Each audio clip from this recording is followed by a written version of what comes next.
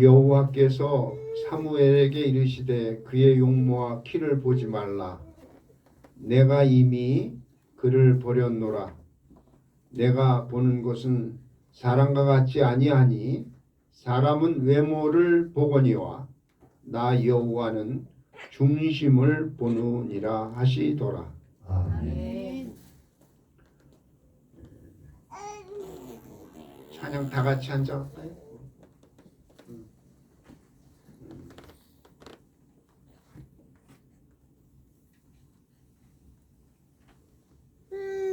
찬송가 368장 다 같이 앉아가겠습니다.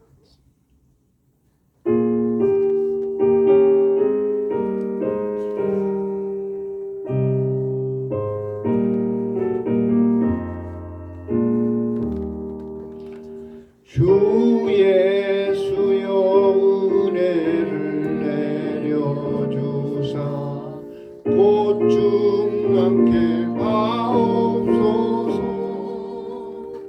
이 주리고 목마른 나의 맘에 주 성령을 부소서.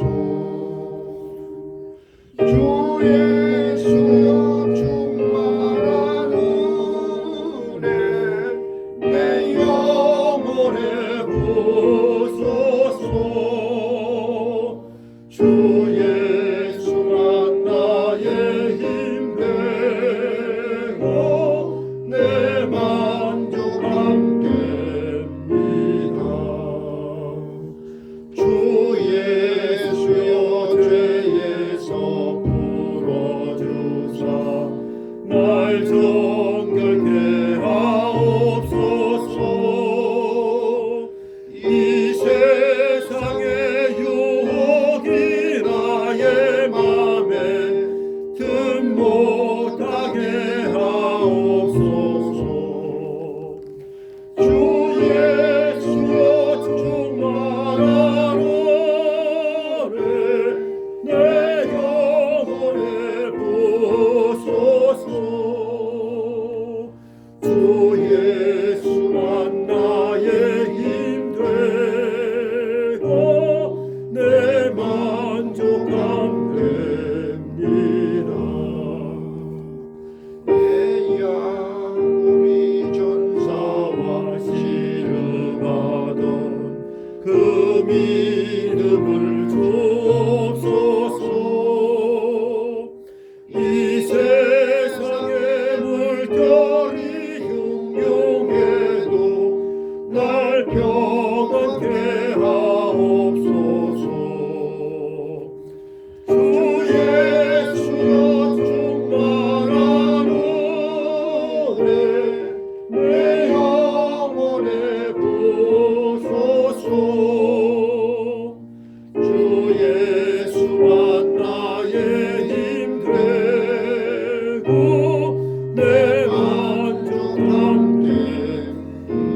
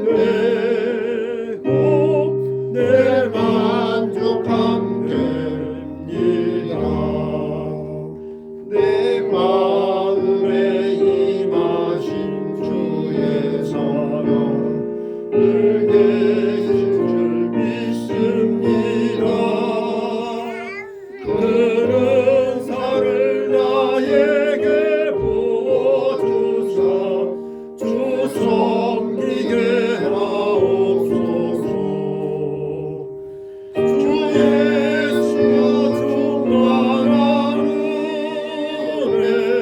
내 영혼에 보소서 주 예수만 나의 힘 되고 내 만족함 됩니다.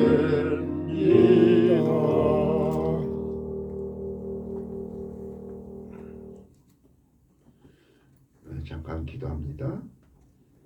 사랑의 하나님 아버지, 우리의 중심을 보시는 하나님, 참으로 하나님 앞에 우리 자신들이 온전히 드려지게 하여 주시고 나의 모든 전부를 주 앞에 드리는 하나님의 귀한 자들이 되게 하여 주시옵소서.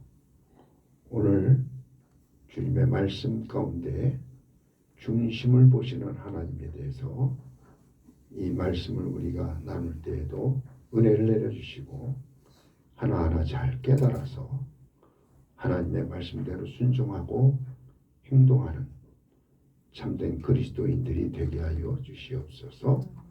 이 시간도 우리 아버지 앞에 모든 것 의지하오며 예수님의 이름으로 기도하옵나이다. 아멘. 오늘 말씀의 제목이 중심을 보시는 하나님이라 하는 말씀으로 함께 은혜를 나누고자 합니다. 우리가 사는 이 세상의 역사를 하나님께서 계획하시고 하나님께서 이끌어 나가십니다.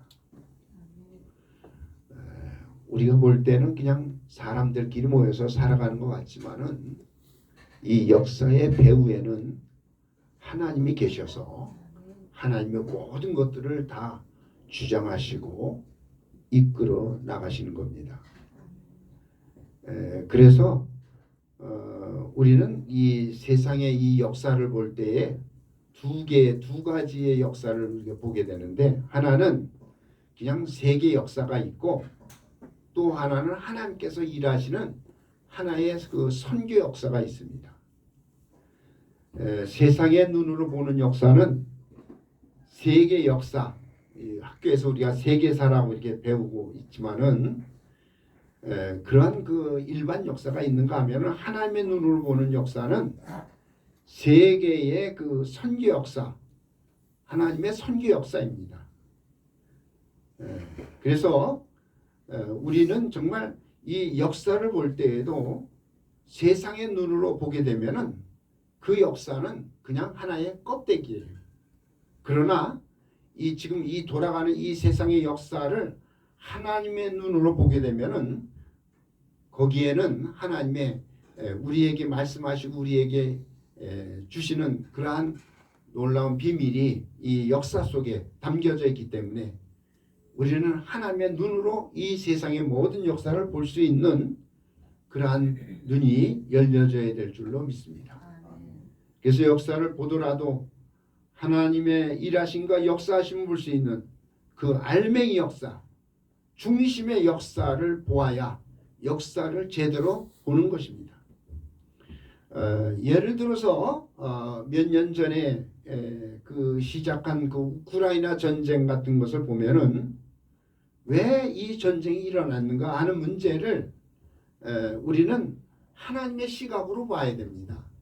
일반적으로 우리가 우크라이나 전쟁이 왜 일어났느냐 하고 이렇게 얘기할 때에 우리는 그 러시아가 그 옛날에 그 우크라이나 땅이 러시아 땅이기 때문에 그 땅을 찾기 위해서 러시아가 공격한 것이다. 그 우리 땅이다. 그래서 그 땅을 그 땅을 찾기 위해서 이 러시아가 공격을 한 것이다. 그것이 하나의 일반 역사 속에서 우리가 알고 있는 그러한 내용입니다. 그러나 이 전쟁을 하나님의 시각으로 보면은 그 역사 속에서 우크라이나 전쟁이 왜 일어났는가 하는 것을 더 하나님의 눈으로, 더 하나님의 뜻으로 그것을 볼 수 있어야 합니다. 그것은 그 우크라이나에 살고 있는 유대인들을 하나님께서 이스라엘 땅으로 보내기 위해서 전쟁이 일어났다고 보는 시각입니다. 하나님께서는 그 지금 시대가 어떠한 시대냐면은 이스라엘을 하나님께서 이스라엘 땅으로 보내는, 이스라엘 땅으로 모으는 그러한 시대입니다. 그래서 이스라엘이 그 1945년도에 독립을 했잖아요. 그 자체도 다 하나님이 그 개입하셔서 이스라엘을 독립시켜 주신 겁니다. 그런데 그 이스라엘이 그 독립만 했다고 되는 게 아니라 이 전 세계에 흩어져 있는 디아스포라, 흩어져 있는 이스라엘을 디아스포라라는 얘기하는데, 그 이스라엘을 이제 고국 땅으로, 이스라엘 땅으로 모아들이는 그 일이 이제 마지막 때에 하나님의 계획 속에서 있는 겁니다. 그래서 에스겔서에 보면은 하나님께서 이스라엘 땅을, 이스라엘 사람들을, 전 세계에 흩어져 있는 이스라엘을 내가 이스라엘 땅으로 불러 모으고 또 고국 땅에 돌아가게 하리라. 한 사람도 남기지 않고 다 들어가게 하리라. 그렇게 약속을 하시고 말씀을 하셨어요. 그래서 이 이스라엘이 고국 땅으로 돌아가야 되는데 아직까지도 뭐 한 1600만 명인가 뭐 이렇게 얘기를 하는데, 거기에 800만 명 정도만 돌아갔다고 그래요. 이스라엘 땅에 돌아갔는데, 나머지 이스라엘 땅에 안 돌아간 그러한 자들을 하나님께서 강제로라도, 전쟁을 일으켜서라도 그 이스라엘 땅으로 돌아가도록 하나님께서 지금 그 역사를 이루시는데, 그 운동을 우리는 알리야 운동이라 이렇게 얘기합니다. 왜 이스라엘 땅에 이스라엘 백성들을 모으시느냐 하면은, 하나님께서는 우리에게 하나님의 말씀의 복음이 다 전파된 다음에, 복음이 다 전파된 다음에 세상에 끝이 온다, 그렇게 말씀을 하셨어요. 그러면은 세상 끝이 언제냐 할 때에, 그 세상 끝은 이 복음이 맨 처음에 이스라엘에서 나왔잖아요. 그런데 이스라엘에서 나왔던 이 복음이 다시 이스라엘로 들어갈 때에 그것이 끝입니다. 그래서 복음이 이스라엘에서 나왔지만은 이스라엘로 다시 돌아가는 그 일이 이루어질 때에 그것이 복음이 다 전 세계에 전파되는 것이다, 그렇게 얘기하고 있기 때문에 하나님께서는 이스라엘이 전 세계에 흩어져 있는데 이스라엘을 다시 모아서 그 모여 있는 그들에게 하나님의 복음이 마지막 완성이 되는 그러한 때가 마지막 때인 것을 성경을 통해서 우리가 하나님의 시각으로 그것을 볼 수가 있어야 되는 겁니다. 그래서 이스라엘이 이스라엘 땅으로 다 모일 때에 그것이 마지막 때인 거예요. 응? 하나님의 시간표가 이때 이제 시작이 되는데, 그래야 이스라엘이 이제 과거 예수님을 십자가에 못 박아 죽인 것이 하나의 잘못된 선지자 하나를 죽인 것이 아니라 하나님의 아들을 죽인 죄인 것을 그들이 깨닫고 앞으로 이제 예루살렘의 그 통곡의 벽 앞에서 회개 운동이 일어날 것입니다. 이제 그러한 때를 여러분들이 보게 되면은 이스라엘이 그 예수님을 잡아 죽이고 난 다음에 전 세계로 흩어졌지만은 흩어져 있는 이스라엘이 다시 모여서 통곡의 벽 앞에서 우리들이 예수를 죽인 것이 하나님의 아들을 죽인 것이라고 그렇게 해서 회개하고 통곡하고 예수님께로 돌아오는 그러한 무리들이 많아질, 이제 다 이루어질 때에, 그때에 이제 하나님의 때가, 주님의 이 땅에 오실 때가 다가오는 것을 우리가 보고 깨달아야 할 것입니다. 그래서 이스라엘이 이제 그 나중에 그 예루살렘에 이슬람 성전이 세워져 있는데, 그 성전을 헐어버리고 그 위에 하나님의 제3성전을 짓게 되는데, 그때 이스라엘의 제3성전에 누가 들어서느냐? 가증한 적그리스도가 내가 그리스도라 해가지고 그 성전을 차지하게 되는 일이 이루어지는 겁니다. 그래서 이 땅에 적그리스도의 정부가 세워지고 다니엘서에서 말하는 한 이레인 7년 대환란 시대가 시작되는 것입니다. 그러면서 매매하는 표인 짐승의 표를 받게 하는 일이 일어나서 적그리스도를 숭배하는 일이 일어나는데 그때의 그리스도인들은 이 일에 반대해가지고 매매하는 표인 짐승의 표를 받지 않고 계속해서 대항하다가 마지막에 이제 그리스도인들 가운데 많은 사람들이 순교하는 자까지 나오게 되는 그런 그 시대가 적그리스도의 시대, 짐승의 시대인 것입니다. 그리고 이 7년 대환란이 끝날 때에 예수님께서 마지막 나팔과 함께 공중에 재림하시고 또 지상에 재림을 하십니다.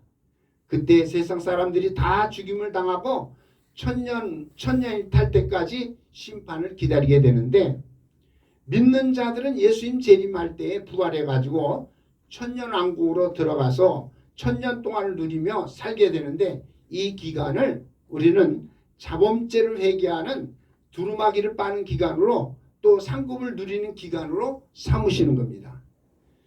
이러한 역사가 다 하나님의 역사고 그리고 하나님께서 오늘 우리에게 성경을 통해서 알려주시는 알맹이 역사고 중심의 역사인 것입니다. 이러한 하나님의 시각에서 보는 눈이 열려져야 오늘 우리는 예수를 믿으면서도 세상 일에 끌려다니지 아니하고 진정 예수님의 재림을 준비하는 신랑 되시는 예수님을 맞이할 수 있는 것입니다. 역사를 보더라도 역사의 중심을 볼 수 있는 그러한 눈이 열려져야 할 것입니다. 그리고 하나님께서는 이 역사를 이끌어 가실 때에 이제 사람들을 찾아서 하나님의 일에 동참을 시킵니다. 구약의 역사를 보면요. 하나님께서 사람을 불러가지고 하나님의 일에 동참시키고 그 일을 이루어 나가는 것을 우리가 볼 수가 있습니다. 구약 성경에 보면은 맨 처음에 하나님께서 아담을 지으셨죠. 근데 이 아담을 하나님께서는 영적 존재로 시작을 하게 하시는 거예요. 그래서 창세기 2장 7절에 보면은 아담을 하나님께서 생명이 되게 하셨다 그랬는데 그 생명이 되게 하셨다는 것은 영적 존재가 되었다 하는 그런 얘기예요. 그래서 영적 존재로서의 아담이 이제 창세기에서 이제 시작이 되는데 아담 안에서 모든 인류가 이제 나오게 되는 거죠. 그래서 아담의 그 후손 가운데 이제 노아도 나오고 그리고 노아를 사용하신 하나님 또 아브라함을 사용하신 하나님 이삭을 사용하신 하나님 야곱을 사용하신 하나님 요셉을 사용하신 하나님 또 모세를 사용하신 하나님 여호수아를 사용하신 하나님 다윗을 사용하시고 나중에 마지막에 예수님을 사용하시는 그 역사가 구약의 역사를 통해서 우리가 보게 되는 겁니다. 이렇게 해서 계속해서 사람들을 통해서 하나님께서는 역사를 이루어 나가시는 거예요. 그래서 하나님은 이 사람의 중심을 보면서 그 사람들을 부르시고 택하시고 하나님의 역사를 이루어 나가시는 겁니다. 그러니까 모든 사람들을 다 쓰시는 게 아니라 하나님이 보실 때에 하나님이 쓸만한 사람이 누구냐 할 때에 그 사람의 중심을 보신다는 거예요. 그래서 중심을 보시고 중심이 하나님 보시기에 마음에 합한 자가 되면은 그를 하나님께서 택하셔서 당신의 도구로 당신의 그 귀한 사역자로 사용하시는 겁니다.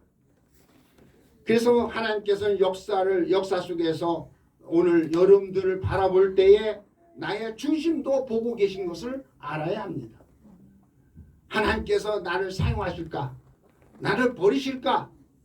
이 부분에 대해서 하나님이 저울질하면서 지금도 우리를 사용하실까? 사용하지 아니할까? 하고 그 부분을 바라보시는 겁니다. 지금 우리는 하나님의 부르심을 받고 예수를 믿고 예수 안에 살고 있으니 그런 면에서 우리는 1차적으로 하나님 앞에서 합격을 했어요. 네? 부름을 받아서 지금 하나님 앞에 나와 예배를 드리는데, 그런데 이제 내 중심에 뭐가 들어와야 되느냐? 하나님의 영이 들어와야 돼요. 그게 1차적인 문제예요.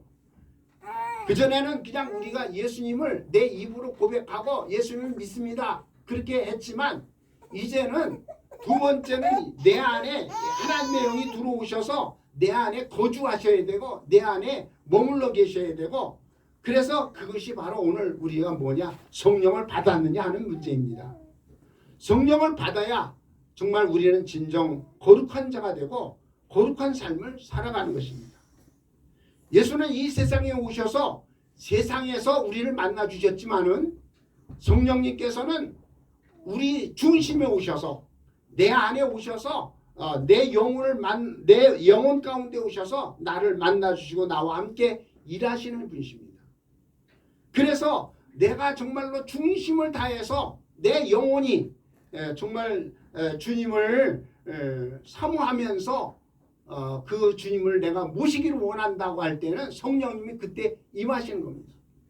예수님은 내가 입으로 고백해서 입으로 주님을 맞이하는 거지만은, 그러나 내 마음 가운데서는 성령님을 내 영혼 가운데 모셔드려야, 그래야 성령님이 오셔서 그때부터 나와 함께 내 일평생을 성령님께서 일하시고 역사하시는 겁니다. 그래서 하나님께서는 세상에서 사람들의 중심을 보고 사용하시는 거예요.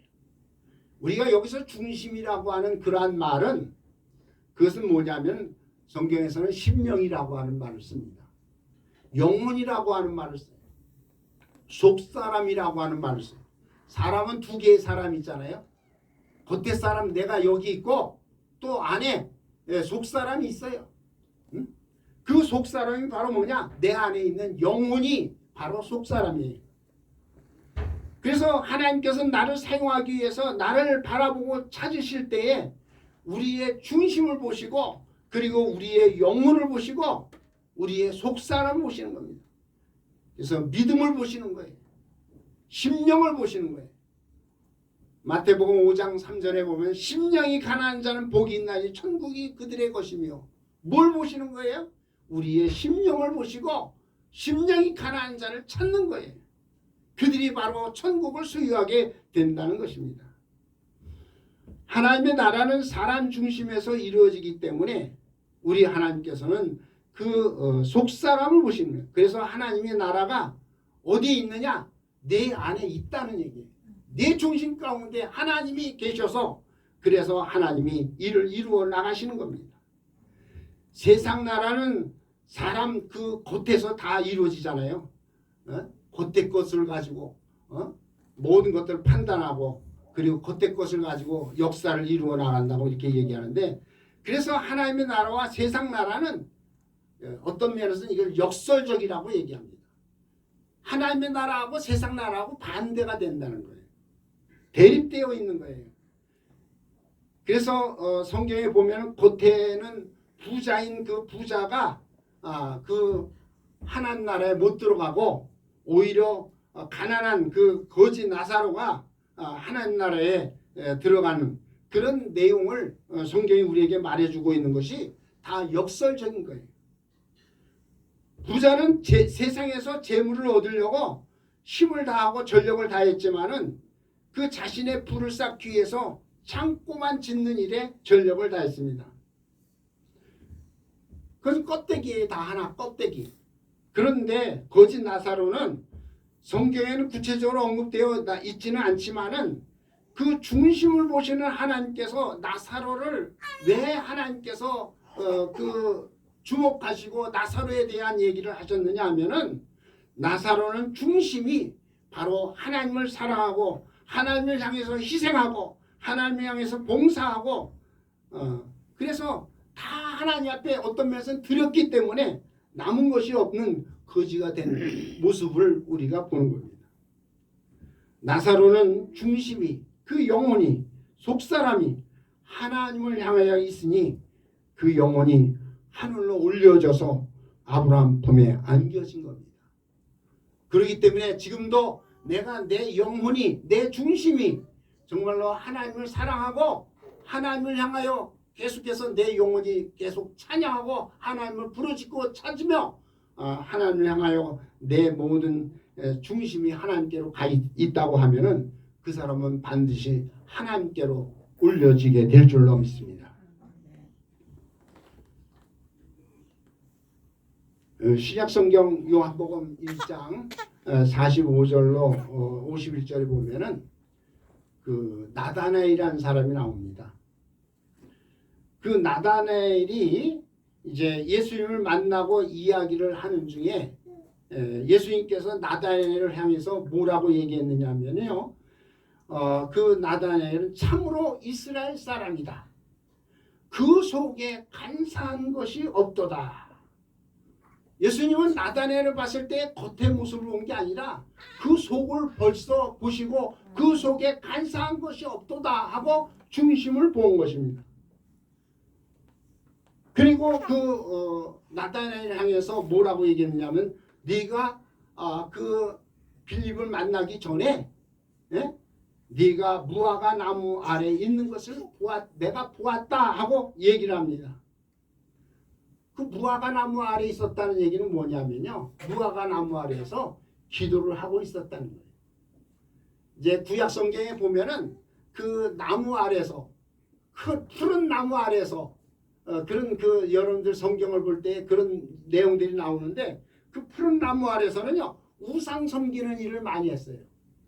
구약의 그 이스라엘 백성들 가운데 푸른 나무 아래에서. 그런데 이 무화과 나무 아래에서는 할 때는 이 무화과 나무 아래에서는 하나님 앞에 기도하는 그런 장소였어요. 그래서 이 무화과 나무에 대한 얘기를 할 때 무화과 나무는 어떤 나무냐면 이스라엘을 상징하는 나무예요. 이스라엘을 상징하는 나무이기 때문에 그 무화과 나무 아래에서 그 나다나엘이 그 하나님 앞에 기도할 때 그를 향해서 참 이스라엘이라 이스라엘 사람이라 그 속에 간사한 것이 없도다 하고 그 말씀하셨는데 그 참된 이스라엘 백성을 하나님께서 찾으시고 사용하시는 겁니다. 이 이스라엘을 상징하는 무화과 나무는요 이 꽃이 없다는 얘기잖아요. 꽃이 없다. 그래서 무화과라는 것은 꽃이 없다는 얘기예요. 그런데 이 무화과 나무가 아주 꽃이 없는 게 아니라 그 꽃이 그 무화과 나무 열매 안에서 맺힌다는 얘기예요. 그래서 그 꽃이 바깥으로 이렇게 다른 것들은 다 꽃이 바깥으로 피는데 이 무화과만은 꽃이 없다는 얘기는 꽃이 그 열매 안에서 꽃이 핀다는 거예요. 그래서 이 무화과 나무를 뭐라고 얘기하냐면은 내면의 꽃이라 안에서 피는 꽃이다.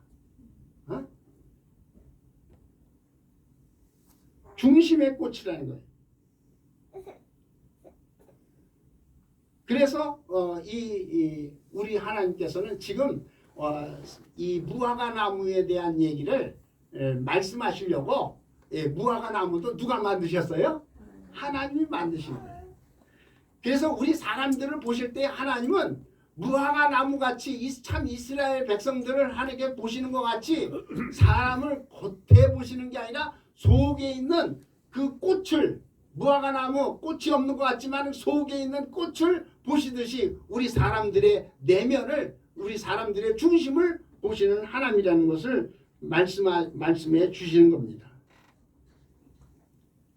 정말 하나님께서 나를 찾으실 때 나다나엘과 같이 간사함이 없는 참 이스라엘 사람, 참 하나님의 사람이라고 오늘 우리들에게 주님께서 말씀하실 수 있도록 하나님의 사람으로 우리가 중심을 우리 하나님께 드릴 수 있기를 바랍니다.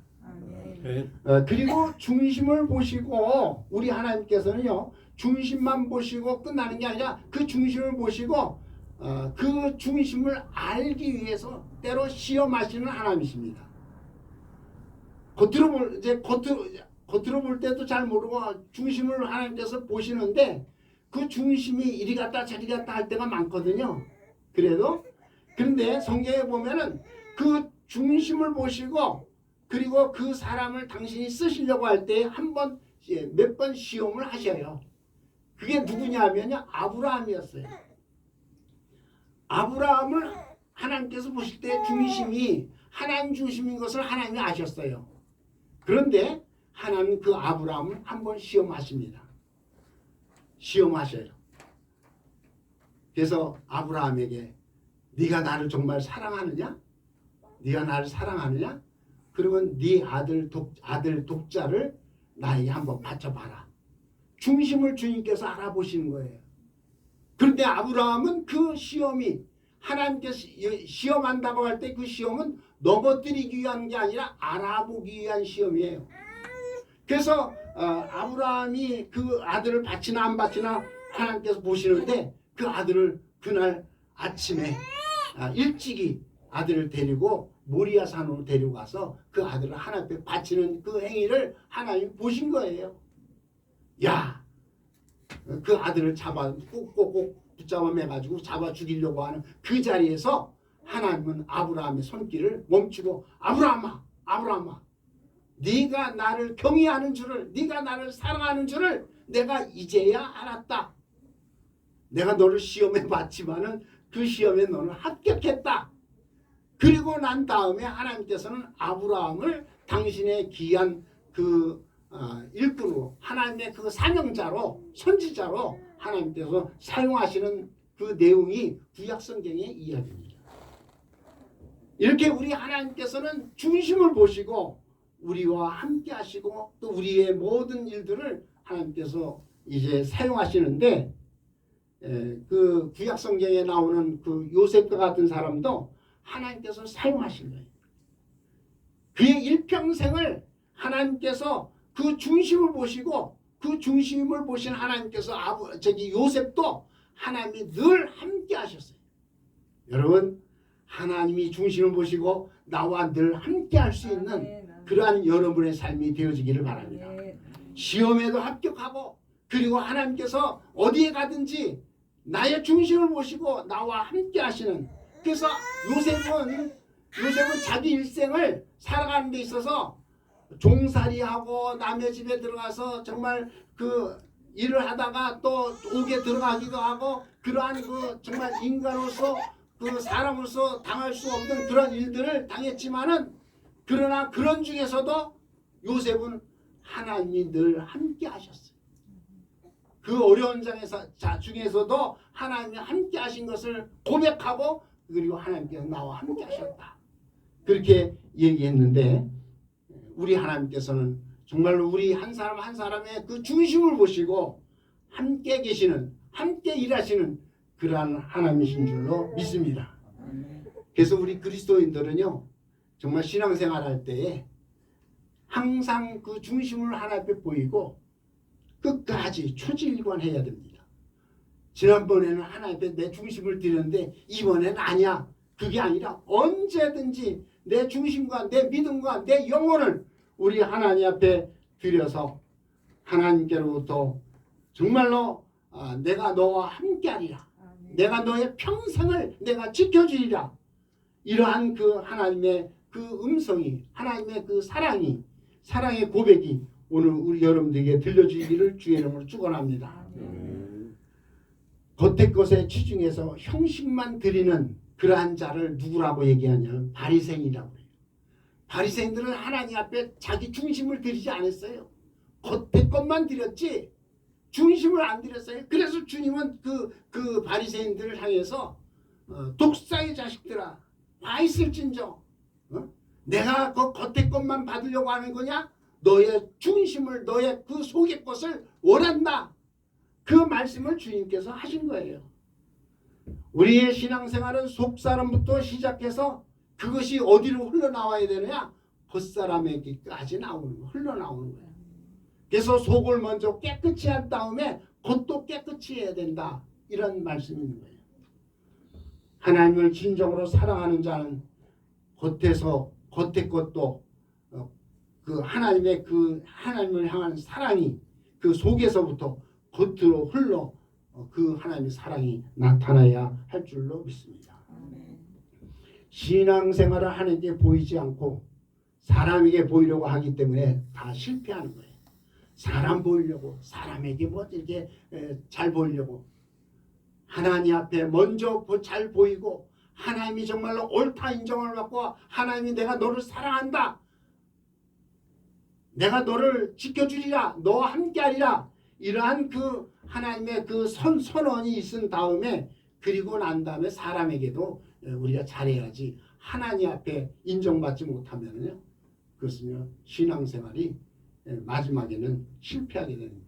그래서 우리는 우리의 중심을 오시는 우리 하나님 앞에 우리의 중심을 하나님 앞에 보여드리고, 또 우리의 중심을 우리 하나님 앞에 드릴 수 있는, 그래서 참된 신앙생활의 성공의 길로 갈 수 있는 우리 예사랑 사랑하는 성도들 되어지기를 예수 이름으로 축원합니다.